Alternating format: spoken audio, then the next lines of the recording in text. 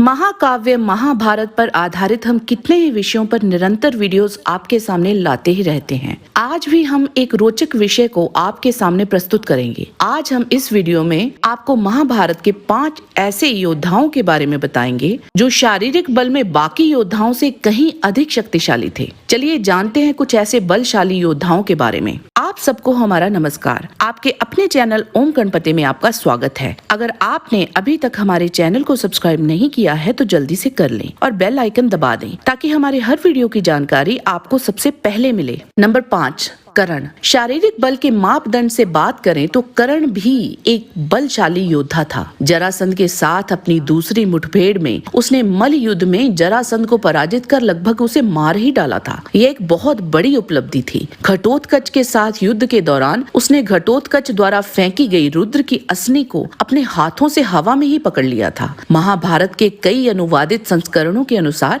एक वही योद्धा था जो भीम को युद्ध भूमि में घसीटने में सफल हुआ था। हालांकि बोरी में मात्र इतना ही कहा गया है कि कर्ण ने भीम के कंधे के ऊपर अपना धनुष रखकर बुरा भला कहा था और कुछ संस्करणों के अनुसार ही जब अर्जुन के साथ अंतिम युद्ध में उसके रथ का पहिया धरती में धंस गया था तो उसको निकालते निकालते रथ सहित धरती भी 4 अंगुल ऊपर उठ गई थी। नंबर 4, अर्जुन। अगर शारीरिक बल की बात की जाए तो अर्जुन भी महाभारत के सबसे मजबूत पात्रों में से एक थे। उन्होंने वह धनुष को उठा लिया था जिसे जरासंध एवं शल्य जैसे बलशाली योद्धा भी न हिला पाए थे। उन्होंने ये कार्य बड़ी आसानी से कर लिया था और लक्ष्य को भेद कर वह प्रतियोगिता जीत ली थी। अर्जुन ने मल्ल युद्ध सहित विभिन्न स्वरूपों में भगवान शिव का मुकाबला किया था। यहाँ तक कि गांडीव की नोक से भगवान शिव को खींचने में भी सफल रहे थे। इसी से प्रसन्न होकर शिवजी ने अर्जुन को महापाशुपतास्त्र दिया था। अर्जुन ने अलौकिक शक्तियों से लैस एक दिव्य शक्तिशाली मगरमच्छ को सफलतापूर्वक पानी से बाहर घसीट दिया था। यह उनकी भुजाओं के बल को दर्शाता है। जिस तरह से अर्जुन ने कुरुक्षेत्र युद्ध में 18 दिनों तक निरंतर युद्ध लड़े थे उसके लिए बहुत अधिक शारीरिक बल और सहन शक्ति की आवश्यकता थी जो उन्होंने दर्शाई भी। अर्जुन ने उस समय के सबसे भारी धनुषों में से एक गांडीव धनुष का प्रयोग बड़े ही लंबे समय तक सफलता पूर्वक किया।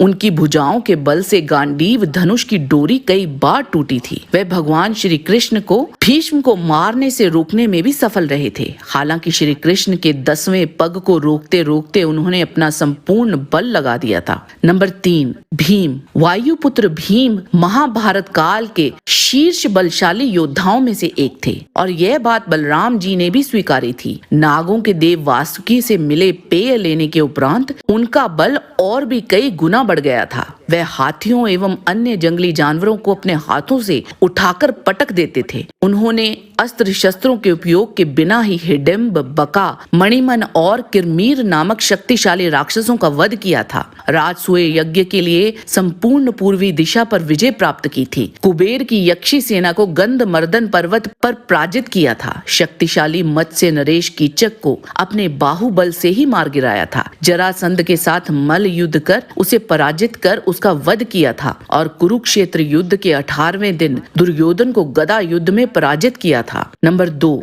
बलराम। बलराम आदि अनंत शेषनाग जी के अवतार थे और बलराम जी के इतने शक्तिशाली होने का कारण भी यही था। उन्होंने छोटी उम्र में ही श्री कृष्ण के समान ही शक्तिशाली पहलवानों को पराजित कर दिया था और प्रलंब और धेनुका जैसे अजेय राक्षसों को मार डाला। उन्होंने भीम और दुर्योधन को गदा युद्ध में प्रशिक्षित किया था। वह इतने बलशाली थे कि एक बार क्रोध में अपना हल हस्तिनापुर की भूमि में गाड़ उस नगर को गंगा की ओर खींचना शुरू कर दिया था। बाद में उन्होंने जरा नामक एक बलशाली राक्षस का भी वध किया था। उन्होंने द्विविदा नामक शक्तिशाली वानर का भी वध किया था। मथुरा के युद्ध क्षेत्र में 17 बार जरासंध को हराया था। नंबर 1, श्री कृष्ण। इसमें कोई संदेह नहीं है कि वासुदेव के पुत्र और विष्णु जी के अवतार श्री कृष्ण शारीरिक रूप से महाभारत महाकाव्य के सबसे बलशाली योद्धा थे। छोटी उम्र में ही उन्होंने अपने भाई बलदेव के साथ कंस के दरबार में कई बलशाली पहलवानों को पराजित किया था। बचपन में ही कितने ही शक्तिशाली राक्षसों को बिना किसी अस्त्र शस्त्र के ही मार गिराया था। गोवर्धन पर्वत को उठा लिया था और विशाल काय हाथी कुवलयपिदा को